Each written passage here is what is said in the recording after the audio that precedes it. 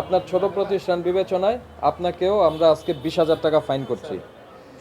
আমি একটা কথা বলি, এখন হোটেল রেস্টুরেন্ট এই জিনিস আর রাখে না। না আমি আর রাখি না। আমি কিসের বইয়ের ফ্যাক্টরি, মানে বই ছাপান? কি করেন? মানে এখানে কি করেন? কিচেন ওই কিচেন, কিচেনে কি হয়, মানে কি করেন? রান্না করি, কি জন্য রান্না করেন?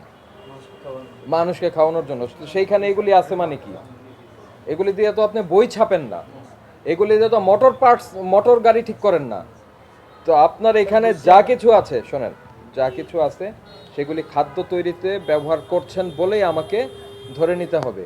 এই জন্যে আমি বলেছি যে আপনার cleaning agent like wheel powder, তারপরে আপনার ডিশ ওয়াশিং জিনিস বা ইয়ার ম্যাটেরিয়াল, এগুলি সব কিছু একটা বক্স করে একদম সেপারেট ইসে রাখতে হবে। এগুলি কখনোই খাবারের উপকরণের কাছাকাছি থাকবে না। বুঝতে পেরেছেন? আপনার ছোট প্রতিষ্ঠান বিবেচনায় আপনাকেও আমরা আজকে 20,000 টাকা ফাইন করছি। সেখানে স্যার আপনি এখানে সবাই জানে, মাত্র শুরু করছি, কাস্টমার উঠে না স্যার।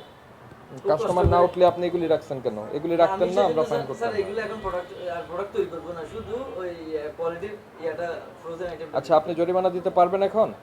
স্যার ওকে, এটা প্রতিষ্ঠান বন্ধের আদেশ লেখেন প্লিজ, দ্রুত করেন। স্যার আমার একটু ইয়া করেন, মার্সি করেন, আমি ব্যবস্থা করে দিচ্ছি। আপনাকে মার্সি করার জন্য সরকার আমাকে বেতন দেয় না, সরকারের নাম এটা বন্ধ রাখবো। একটা কথা বলি, এখন হোটেল রেস্টুরেন্ট এই জিনিস আর রাখে না। না আমি আর রাখি না, আমিও রাখবো না স্যার। আমি তো এখন ইয়াতে চলে যাচ্ছি স্যার, কোয়ালিটির আইটেম ওইটাতে চলে যাচ্ছি।